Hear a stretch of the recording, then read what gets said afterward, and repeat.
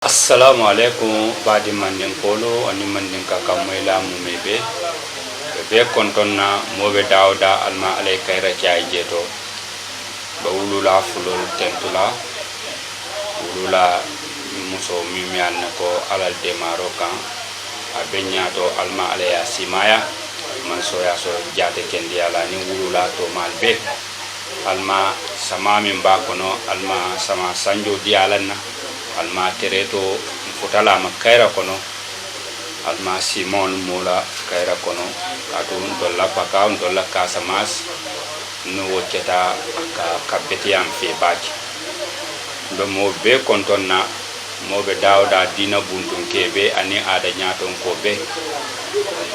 kanna invité konton kay fale ko badi ngodo alla émission mi an ko ka fay kabe fo bi atententa kana banku dingol kilin banku din kendolo banku dum be kendiata baren kanyo chodino nyo kononi ka kiliro ke kanyo tento kanyo kachande banko tanyala binna luntan wolum Abdul Qadir Silla commune de Sakar te banko lomu conseil municipal de Sakar de la commune de Sakar un coordinateur régional les serviteurs de Pape Djibril Fall bi atel marta ala seju région mumekon ala de Maroka o Abdou Khadri Silla wole be nyato bi nabe kachala ku jamala politiko fannala na banko kan ani banko la tanyato to la commune kono ani na région kono anin ku jama assalamu alaikum Abdou Khadir Silla be kontonna be alketangi sewoti kasi anite janto mi manken si foloti si jama le keta kele dola minni nyin kelo fatata kono alhamdulillah rabbil alamin in keta mul sewoti e bula e badi internetol konto min ke jube Badoaya TV sur YouTube, Facebook, Instagram ani TikTok. Walaikum salam wa rahmatullah. Le directeur général Badoaya TV Ibrahim Adrame be kontona be tentula be jeyila nyinketa mbul sew ku bati kan invité na nja encore kana kasi pour ne kacha na banko la actualité la nyinketa politique la fana la ni kudu a kontondiro manane sotala parce que ñu manke na signa foloti jam amanke na signa fola njanti amanke signa seba nyanti danaka manke luntanti jam yo générosité min soto yo ngane kendo min soto banko diwmiti nyanya yayi tan di banko mo la ko vraiment ntamu pakan ko lati ntamu Casamance diwnati ntamu Sénégal diwnati koku be kire information na fana la manyina mol ko pat kumpala yo be lori ngolo nyamin to ay mo be sew mo be nyabe lori la kanem be konton encore une fois ka fo ya ketambul sew balti be mbadi mandin kol konton no anin kaw moy la levé tout min yalon ko ben jibe kan ani binan jibe la depuis Badoaya TV ka fale ko alnal do malam alnal barindima dol mamalima Abdou Khadri Silla tayba pakaw commune de Sakar mola monti donc be karona université Dakar ka dénommé fananke sciences politiques comme il a fait une présentation en plus aussi je suis conseiller communal de la commune de Sakar et je suis aussi actuel coordinateur régional du mouvement des serviteurs MPR de Pape Djibril Fall. Donc de façon ramassée l'attaquer na comme be content qu'a commencé na famille là anin ka funyolu militant tout le monde comme mo compté to la ni content al kuno al ketanu kelela bati pakaw o kelo kono nin ko kelela ba ka pakawla kumbo pakawla sasa pakawla mosafa ala batada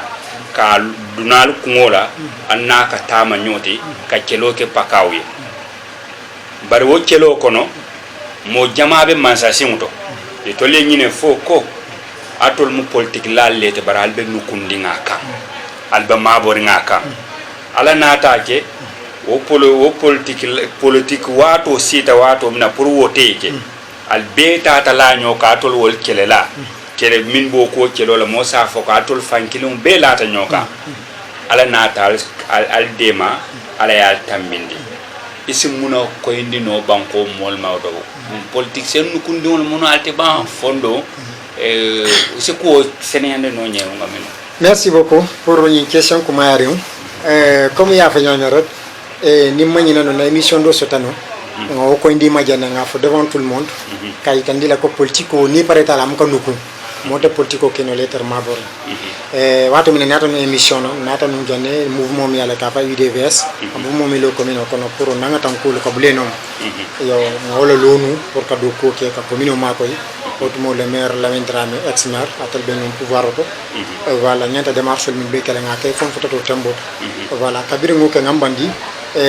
comme nga fa ñu ñami tol lim pare kanum politico la mbakel pato min fana pare tan dunda ko ne te biru dunda ko fana mamma bo mo be aje mo te tarnol politico ko ne map yo kabira wato sitam fonti ta population kan o population min yalon solte la cartem e to lesi voter ñu fana nga ke fenti fonti te kan ko in pare tel pour ka politico pour que changement apporter na commune kon donc kabirum fotete modron en tout cas nata ka cha fa le démarrage alhamdulillah nata te la carte dina fo bin tamit donc en résumé pour vous dire que mo te tarnol la politico ko ne ka map mais wato minen binato démarche wato wot mom ben mouvement do le kon voilà man affiché politico kon totalement donc c'était ça comme réponse kono almanke no politicien no kundenti non ado albedo ko minnate anem politico albo do ko minna anem politico tatalba voilà c'est-à-dire politico comme on ka mo jama nyami mo jama bi ka concept politico le concept c'est-à-dire politico ni ba définir la mo le jama bi définition politique à ces façons jama sotno ya comprendre ici tarno ici mouvement créé no le mouvement ni anim politico ta moto mouvement font créer no le politico tigi baye mol ka fanyo may naté ko mo la nga si il faut mettre en place une politique politique comme be permettre la mouvement nyali a piloter no habitani nyami ya comprendre hani famille kono cordal kono na sita il faut amener des stratégies politiques mais ça permettre à la famille aller dundo keno aller famille aller balu keno nyomo tralte mal de maltem à comprendre donc au politique fam bakane non parce que on a ko ni ta politique ko no le mo kili il a fallu n'est-ce pas de se réunir autour de l'essentiel mbeyaji ben simuna keno misi na commune sambanyato à comprendre donc mbenu wo kanne mais kabenda lafta pour ka dum ka fenyini lafta mi riol mfonti ta population kan nga déclaration kan nga réunion ci nga mol convoquer le nga meeting ci nga kolbe ci ko sam pare kala lafta ni mi riol lafta pour kolta donc on est une politique de maintien une politique de développement parce que politique à définition façon surtout il y a une politique de développement une politique économique il y a tant d'autres politiques de définition maintenant ça dépend la définition ou bien la stratégie par laquelle la personne est en train de mener pour bien appliquer cette politique. Moi ça faut banko la tamanya wala tomu politiko ti voilà kabilo kono saate to banko kan ko nin tamanya la voilà atomo politiko tout à fait amunta wa politiko la fe ko voilà kono alhamdulillah bari Abdou Khadri molié biriye politiko folo ici meno alale mbari biri mol be souté mol yi souté wato minani sembola et la politiko ngelon pastef inatale coalition ba ke ka fa yewi askanu iketa moti mi annako mo ye do ko tije mi warta mol ye souté ila lo nyaato bayren ka fo ka warale bar ka fo modol mol ke souté no la hakala ila nyuro nyaani lo dula mol ye souté inata wote keda al kanyeta ngadungaji ke nini mole kelo ke al kanyeta kelo kola albeka silale ale kelo nafa domo yo bar mol nate je o kelo kero kanye kata samu sinin samu ngeta moy e bota jeto itata dum mouvement to wala miyanako ikafo les serviteurs mone Pape Djibril Fall la partiot ye bunya baso de jeto fo yeta ye londere na sejo banko mu me région B etel babe nyaton côté etel marta be etel kabe coordonné isi muna fono banko molote ya muna keta voilà mbe remercier la encore pour question ni mi yalo na kumata baki parce que ko nyin kabira boyta faketa fombe tembo minto nen mon sorti ki amanke whatsapp ta amanke inter dawda mon fonti lato bien vrai à un certain moment appelé le chata baki mo jamale kili vocal nata dol na téléphone so kono kasi nga kacha kanyinen ka munen bondi je mun daliloti tant de choses badouayal mo sorti foloti voilà badouayal mo sorti foloti merci pour ilao voilà mona nam khani ka funti amanke consilata mais à un certain moment il faut avoir un recul ni ko boy automatiquement il faut koy muru ko ma yajibe quelles sont les stratégies et ñanta position du mental et yo ni ko boy ta ñami ni ko be sapla ka wono drone ni melo drone ake batandi yo donc mbe murule comment par rapport à une question mi yalla nako mayta baké ka muri l'histoire de mon entrée politique parce que comme il y a le Niamey, depuis en 2012 j'ai commencé à faire politique mais na politique en 2012 au moment de l'université voilà maintenant lycée là en ce moment élection nata Macky Sall la première candidature en 2012 kabira nata abla wada mobe ya jela en certain moment il ko kele mol man la fale la pour étape ci baake et comme Macky Sall yo mbesiri man campagne ke man del sikini ndomo mo fananta fa la bila cadre sur le terrain atata campagne le tout cela 2012 c'était 30 kabir Macky Sall la programme nata ana le discours ana le jarja ngaje ko vraiment cette personne là ça vaut l'appel moy la carte diala et on dit commune sotala nata 2012 élection sita mbota jenta nga voté kabir voté ta don tata sinna sokon e ko Macky Sall tambit ya comprendre beno APR kabir mbije fana un simple sympathisant na mundi militant mankenti ji la carte tambul fentambul kabir o élection botala à la premier mandat banta de 7 ans voilà donc 2019 fana nata autre moni sonko la fonto kete kinti mais hanwo ka funyol be commune ko mini ale yenki li lefta pour ni sonko ta ni do koke ngatar pastaf ni do koke mais malgré ça m'a accepté mon m'a accepté je me suis dit que Macky Sall bi sénégalais les atambindi nga mandat qu'il na dia la pour 7 ans en Afrique ça sera trop difficile pour un seul mandat d'évaluer un président manam Afrique ni bigi président na tay mandat qu'il dia o mandat qu'il ta évaluer no la pour ka lo ñim mëna mo sifata do ko kel wala man do ko il faut lui accorder un deuxième mandat c'est-à-dire mandat flan jawn dia la wotu mo le bala limito la wala naka birim pastef na ta manche ko l'idéologie de Ousmane Sonko m'a accepté wala njutal parce que Ousmane Sonko c'est une personne que je respecte beaucoup que je le suis partout à chaque déclaration na ke don ka suivre ti ala dia mo ko mo sotono gel ngane londi tiola may banko ñing ko lolo ne tay Machallah. Donc c'est une fierté pour tout le peuple sénégalais, pour l'Afrique. Voilà, d'accord. Voilà, comprendre. Ousmane Sonko. Voilà, Ousmane Sonko a été molati à l'honneur, alhamdulillah, ay londo sot la jarjarista bakale. Yo kabir 2019 ina tanoma, kafñul na tanoma pour ngata partir ñinte on ko yemi atan. 500 tolle Macky Sall élire. Nga sendi jan mandat kilum mandat nga mandat flanja accordé. Ño bota wut mo len ci évaluation keno kalo muna mo ci fam. Est-ce que il a la capacité vraiment et la compétence de diriger ce pays? Est-ce qu'il y a beaucoup de gens? Yo kabir mo fo molé. Donc olu biton dol fana yamirron mbeno APR le parce que ko doliné tout cela. Ali alon militant min be sakar communauté nen mo klimansi nen mamma bere nyen kilint. Ngatar sin rek ni voter ci da nga na carte di ngata sin hajul. Voilà 2019 fana ci da nga na carte di Macky Sall. Ya comprendre. Yo birum boto do fonate municipal ko municipal ñi fana ka bira sita mbeno APR. Mamboji. Fala dernière minute. Nga candidat Koul Natama. Kabrin candidat Koul Mata. Depuis pendant longtemps. Momo ilon sakar commune kono combat jama le bi min yalla ko ke moné té momo kan suivre fana mo jama bi ke consulter ke ñin ka wati na commune ñala ñatota il faut qu'on te fournisse les wuri quel sera le devenir de notre commune parce que il est temps wato sitale pour que fournisse les wuri et bankota ya doku yo kabrin 2019 mo so ta commune ko ngam message ci mais nin dul ci tane rencontre ke ñininka bawo élection fa lo ñanda ken 2019 annulé ta kabiro tout mo nga combat commencer man ko may commencer pour cadrer candidat wala d'autres non man paré mais justement nga mo so to mom yalo il est compétent assez mako no la ensemble ya comprendre la kabiro be kata tout à un certain moment faut 2019 élection bayta nata bla 2000 fo ni 2022 nata datum ta kabiri datum ta continuer ta concertation na o concertation fa ala nata makoy ya comprendre to les candidats entre la candidat fo lo mi yalo ne ko nga proposer nous c'était Boubacar Djiti paka fana be wolon commune fana be wolon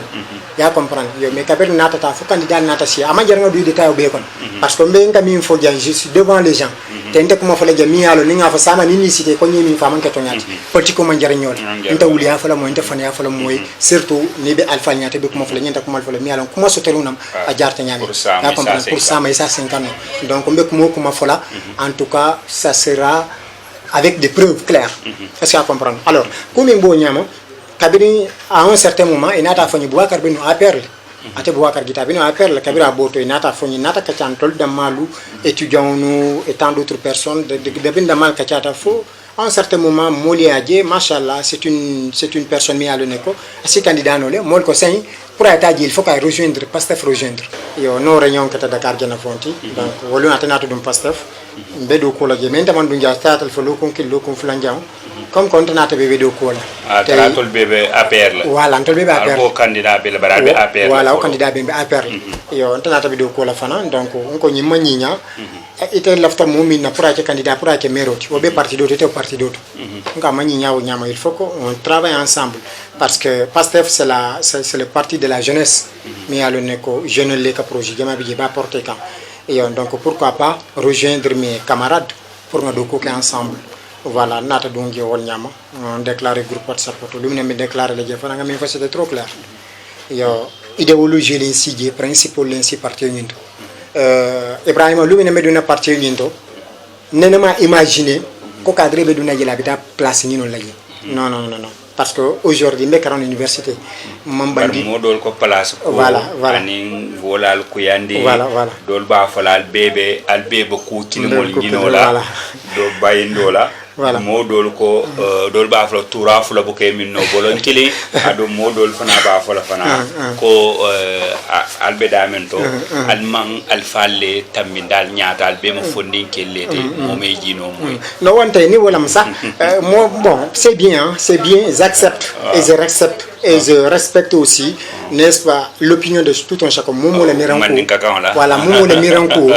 le miranko na accepter momo me même fadran parce que momo ya fa nyami ti aju nyami wala ko siro ko nyami eta fo nyama voilà nte jugement personnel au kenolo tante du la momo ko min biji ya fa dali min ko tlalo mais min ko banko mol newol mun to voilà bar min ko tante madron min ko tante madron personnellement wala minti min na intérêt personnel lam ni la ta place ni no la bi même mu meroti wala min de kata candidat no nyami mfana sen candidat no wala anyambal nga possible ade ne candidat ne man candidat do ne man président amon de modol mo le supporter la mi ala ko mo kilin tam mindi mi ala rasen ne ba ko mais ni mu na tarno intérêt personnel be place mi dom fa laftol ñino lawol ngolu et la candidat déposé ñami ni sen candidat déposé nga parti politique jamalo on sitano nga relier mo kilin kom nga ne candidat hani bari to fundita je bakel voilà mono geta mono no voilà donc to funta je peut-être combat mi nga moni ensemble parce que meta sakar commune kon do kolal voilà o mu wati janati meta do kolal je no combat jamale mo ne je est-ce que a comprendre yo ni na tarum place ni no lam tonu bi nga minu choisir pour tambi nta fo men candidat la nta mo tambi lamba fa fo men candidat la yo mais inte mom pare ko be karawna yo lumine be dunne je fana je c'est que nena man imaginer cadre be dunne parti to habita place ni la maire yoto parce que maire la poste ko la bi place to je mi ala la salaire tambita 20000 et 100000 salaire min tambita 8 mois à ce que je cherche un million biton équipe ko to min sita malon fo rémunération ka tele malon mais équipe sortant salaire min siata mon tammi 8 mois est-ce que comprendre donc bi a tonya fo be dami a manche fon foti a manche kon kan fon glorifier mais quand même 100000 salaire pour le moment donc wotam mutalana commune kon ya comprendre na tarun feñino lam ya comprendre muna nga na activité be tudjo ko be tudjo tata pour nga ta bar nem banko ma ko yo bar nem banko ma ko lam si wuli gratuitement man fait ni je man so la fait maje est-ce que à comprendre yo c'est des combats mi alon meta kan donc ou be kono kabiro be nata kedron ndamal nata si candidat nata kacha fo bon etata fo mululu kono ala nata kimo badra monsieur le maire que je salue au passage ala nata tel tamindi yo kabira tambi da préliminaire que tabira tambi da tron après nga campagne que ñu ñala mbe campagne que dans la commune be ñolo ne be ñojel jumal capable tamon na be alon momoy combat mi moné ngalon est-ce que à comprendre yo fondata nga élection que fo élection ko labé kabira élection tata fa botala et alessio anintele démission parti ñun tata tel fo kar woro ñane démissionner kar woro njaw ne démissionner ta parti ñun parce que mbi jele fo place be lota kabira mot élection contre 2 semaines 3e semaine watra commission be lota tout postol be lota ninga atar non cadre kam fatale wala tata place ñinol lumine place be di mol be la tout man place to di o lum fo ben retirer le groupe to mais mi jele fo kar woro la mom fonti mbije et na sollicitation sur le de gauche à droite avantage jolle sur mini ala ko lolu ci fonti no la ngata est-ce que pour mon intérêt personnel mais match parce que ni moltina ye combat mon à la dernière minute tu quittes comme ça automatiquement quelles que soient les conditions est-ce que comprendre donc on tata fa un certain moment mbije fo kar woro fo commission be tata lota kabine commission lota fanam pour ka tonya foy en réalité on peut tata fa élection faut le maire cita fatata fo lokun kili fo min si atoti mota fo le bile cadre en kili ako alafta place carré na medio hani le maire nen ma kil téléphone la signa kil le ngakil kabiri lumina préfet décret bondi ko lunkari e be secrétaire la poste nommé la ni wota jele en commission de binalo kabiri wota ta fayo programme wat mo élection tamita 2 semaines won ne ngakil ngana position yitandala ko lefta secrétariat au sein de la commune est-ce qu'il y a comprendre secrétariat fa mona nga demander c'était à la dernière minute il y avait beaucoup de demandes moi je suis miniale candidat postol to do lefta adjoint maire la do lefta place de la commission environnementale domaniale et tout cela ya comprendre équipe ko non tol mi be do ko ke mo ja soto miniale postol demandé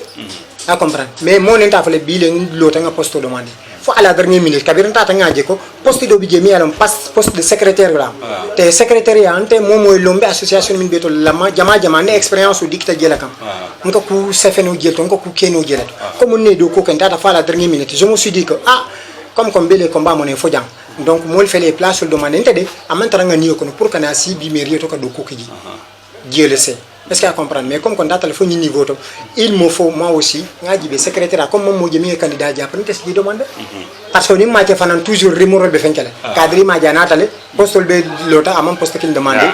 à cartandan bijan na poste ni ese nga demande capri nga ese nga demande donc ni min ngata concerter la ni concerter ta mal ka do détail be kono tout wallahi lazim mal ka do détail be kono tout ni min ngata concerter la ni concerter ta fondata la dernière minute changement jamana ta shot kabiri adjoint maire et tout cela changement jamana ta shot voilà nga le maire à la dernière minute nga nga mo jele demande au kente dal ma intéressé une poste la personne be 40 mon pare 40 mais aujourd'hui quand je deviens secrétaire non seulement na base dik te kan demandine parce qu'on ka demain nous suivre à l'université parfois on fait des textes administratifs comment écrire le PV constat règlement tant d'autres choses une expérience sur le ma fonel donc si mon demande sur tomber postuler la je veux vraiment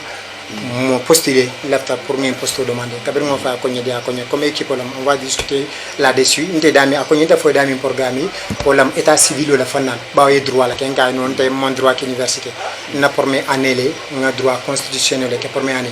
mais deuxième année fokata science politique pure et dure ko da malak ya comprendre ta état civil ni droit man fullo ndi jama soto ko je d'accord on va concerter concertation na ko jama na ko biton na da si ala bureau kono donc inata mo do choisir mi alo ne ko e posto ni confier wal ma bri a confier man ko y a pas de problème voilà ndo ata ñowe fonti ta bureau kon tata so kono bidje mu conseillati ni réunion so taje ni ngana convocation so je me présente ni ko ku bidje ni kili ni a foni je participe est-ce qu'il y a comprendre voilà mais tata fo karna ni karul karwor fo min si atawti nata ku jama korsi ko kon nata je ko ñinu ntanité idéologie kili ya comprendre alla na jerol fatata ya comprendre kabir na jerol fata ngaje ko la dal donc le mieux pour moi de me retirer nim fonti ta parti ta manche ko hasidi ko len fontani je wala kam faté ko wala ko do to non ni molde do ko la tata fa à un certain moment ya comprendre imana fanje ko kono wala man stratégie ka déroule ñami mon ko comprendre que le mieux pour toi c'est de se retirer tout tranquillement et quand les déranger le do ko kon ya comprendre yo nata fonti parti to ñama je ninka démissionner fana ngal le maire qui est au téléphone nga ko antel nata nalé do ko ke fo carte d'antan donc binte mi ngé don wala m kal fu parti ni na katana sans tenter de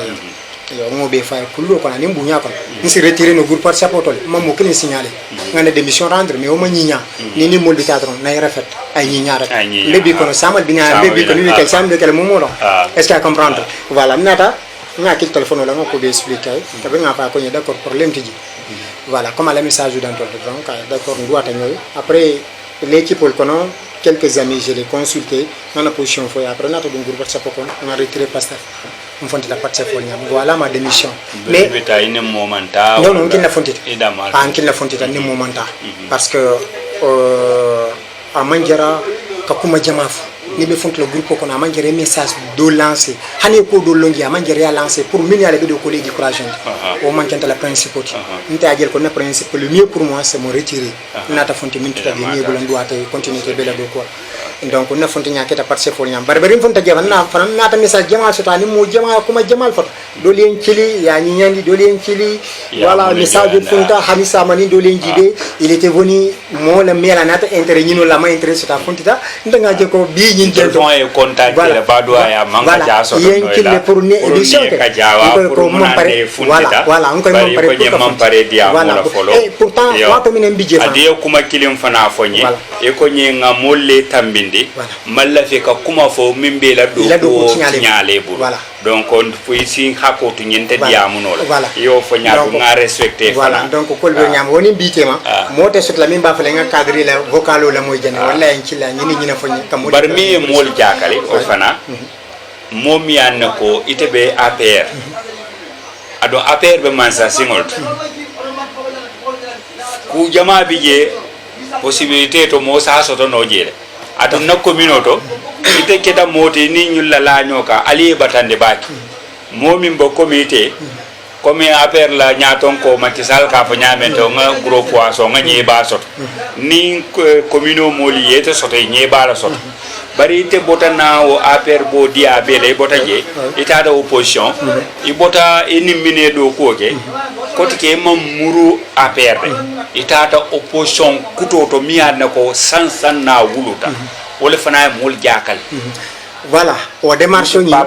merci au démarche ni déjà anyenta ça doit justifier wonyenta etan le mo lele ko bi nte je ne mets pas l'accent sur l'argent c'est-à-dire ko do moins intéressé ya comprendre ninko ko do moins intéressé parce que à un certain moment ni ajibe ko dum ka haji jar badi yani mo yani engagement wol ko mayata ko do tinte wol jebi est-ce que à comprendre na tar non ko di kolam be min be fontita anata place ni la masoto ne na jar jajibe mbota na ndami pouvoir tay Dieu sait que kabenda ta pastef mo len kille pour ngana APR parti do sotel yen kili pour ngana proposition ken ya comprendre et proposition ken pour ngata ni tata je ni ngay te be ni ni kelen mo avantage be rejeté te pourtant bir me duna pastef mo man promesse kili dina ni fo nam tonon ta pastef ila ngani toro ya comprendre na bo pastef fana na do ngana ñim parti kuto to fana les serviteurs na tor non fo nam parti kuto mo mo yalo ne ko ni be duna je fenti ji nga déplacement avec nos propres moyens dal si killing il faut ne alfo ne ka cotiser ça les démarches do na leader d'ailleurs membre bina ko ñim fontole tout ce qu'on a eu à faire jusqu'à là ya comprendre donc Moustapha Ibrahima na tor non ko dolam ton non tabale wa askan wi sax parce que bi yow askan wi bi dans la commune to le pouvoir auto ti aketa nyanya ngalo ne ko nimbiji aketa nyanya mambe de sifulo de silulo sot la je nin ko di ko lambe la jele mais c'est pas l'argent qui m'intéresse Dieu sait ntangal ne harjem fam fende jeni be fala mba sot la momo la harje min defana ta kanu la bul c'est ça ma philosophie c'est ça mes principes mukadum ku kono parce que fewna maka ngambe fewna ni fewna mun ta dina pasteur fewna ta bola yewa nta bola faire wala mbir nta pasteur nta bola je ngana en parti kutoto donc be mol dan la minatro momo ni be kuma fala momo e nyanta fello na la kotol ol kuma te ko mo do fo moy sama ni na tata ma fona peut-être isa hakke dan nole mo la ku jotenda comme kamin fo molé toujours je ne des rencontres personne mo la ku jotenda nen ko kuma jo ngani moy nyin ko la keni bi ki ma fana je garde les bonnes relations avec tout le monde équipe on sur place hani sama bonne relation benitem nke kille ni ka ñoo konton kadiam et tout cela hani motani élection législative o min kon le maire nga message o ki ana ka féliciter pour leur brillante victoire motani élection min kon ala équipe fanan kon molbi jela la staff min ala nga message o ki ni konton ke féliciter victoire o mi soto au sein de la commune de Pape Djibril Falia voilà e mangi ko voilà ko ni ajuwe i marta région mumel si jo banko mumé beto ado woma fea voilà na ndolla santonkol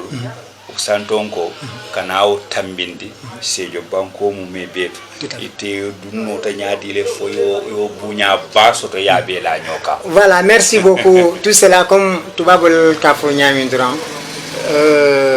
seul le travail paye hadama do ni be do ko la droit ke ani désintéressement c'est-à-dire kana do ko ken kam mbake na kam ka fena batu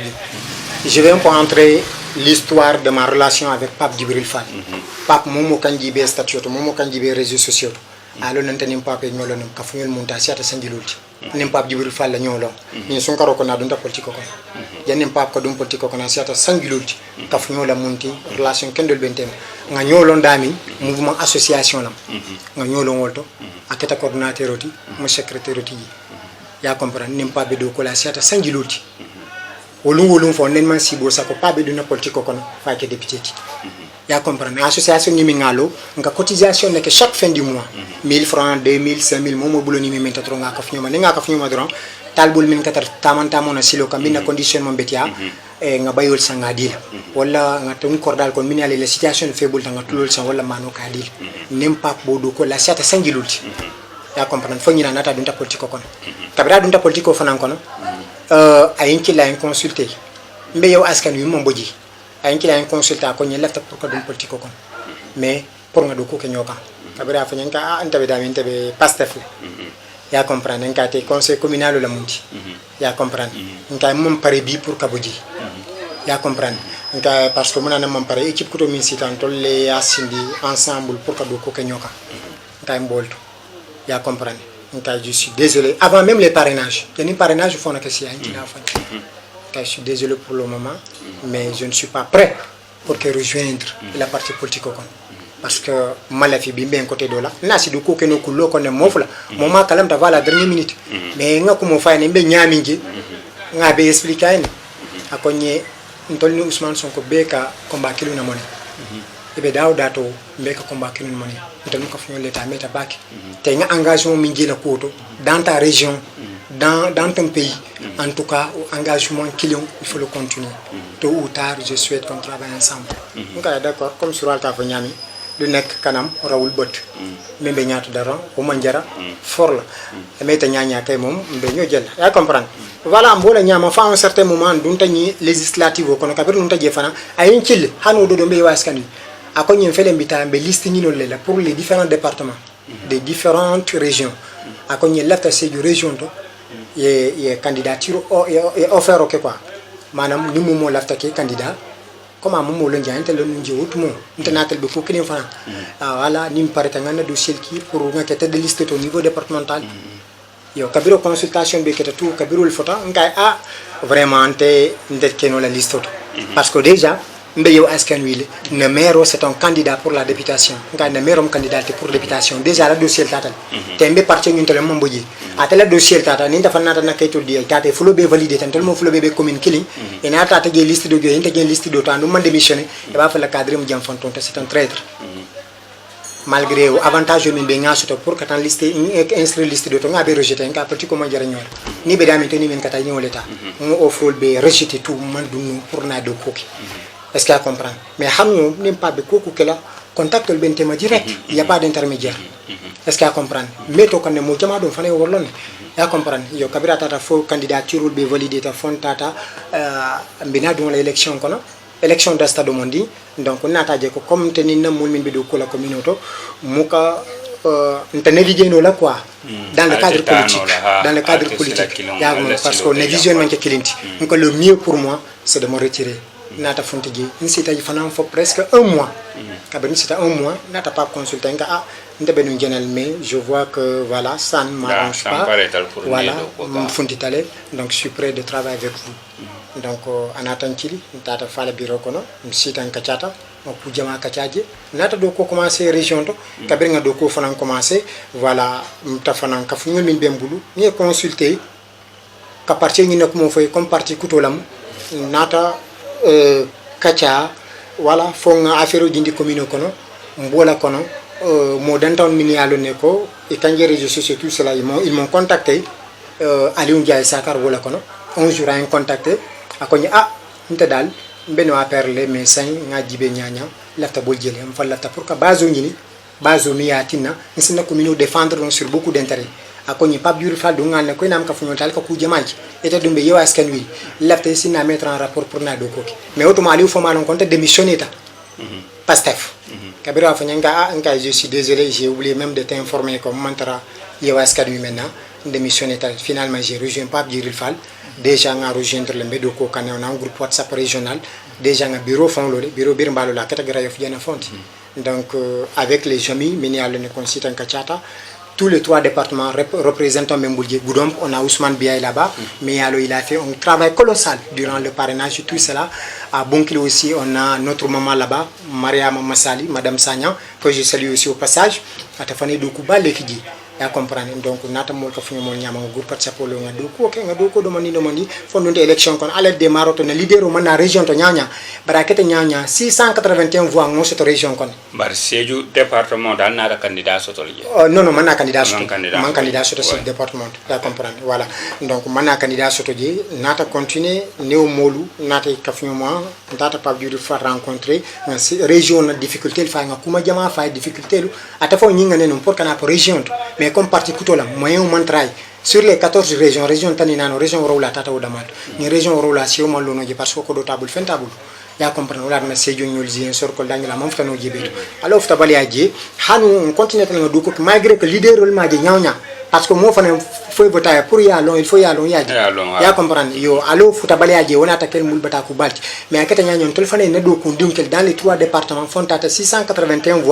voix ci mo tanse ya ninkiri mo récolter no indi mbotagni élection min kon fa o soto kabrin gagné te dron ay nkili ay féliciter le travail continue donc on n'a pas duré le fall akata ñinati voilà ok bari kunu ngaje ala el démarro kan il a leader o min kel Pape Djibril Fall ay point de presse oti tout à fait kunu ay point de presse oke ima beta je kabonan Casamance kana inata ma be je to ite si muna kuma fono woto banko moli min keta Sakar commune ani département Sédhiou kato ko ninge présent ina kilijan e man tarjandama pour commune de Sakar nge kille casquette o min na fo men na wolmente coordinateur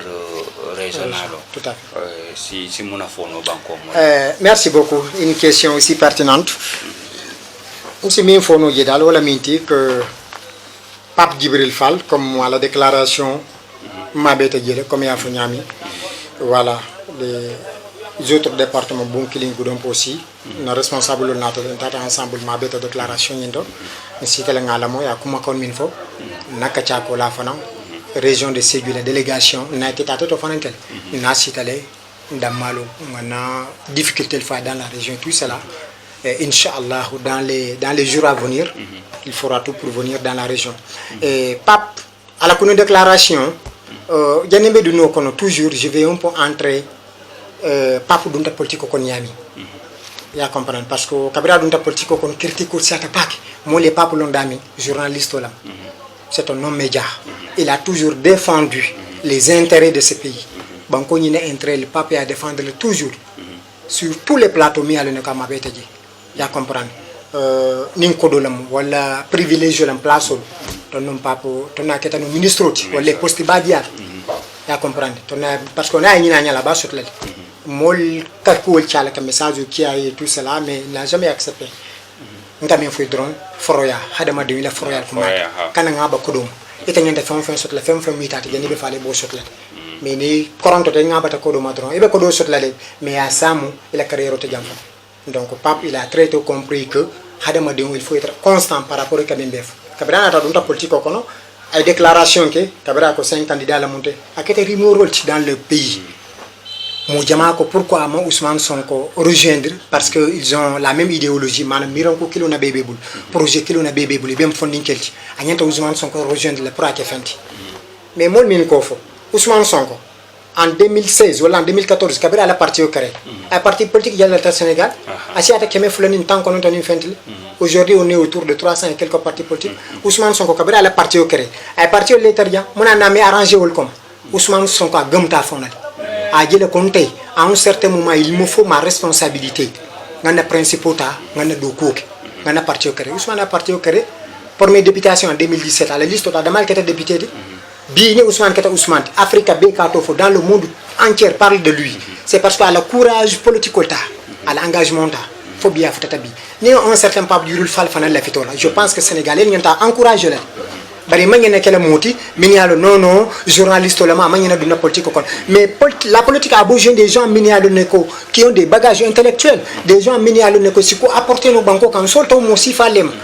les personnes minialo neko machallah ici représenter nous le partout ici n'a intérêt défendre nous politique solto musi falem nim papa keta londi tioti papa keta fama dilati papa mol bunya o papa fanata intéressé politique là je pense que nim mol ma encourager manyana déstabiliser da et manyana déstabiliser ndel ka fa non non ata jam fala manyana et tout cela et wolungo critique na be la moy biata kala député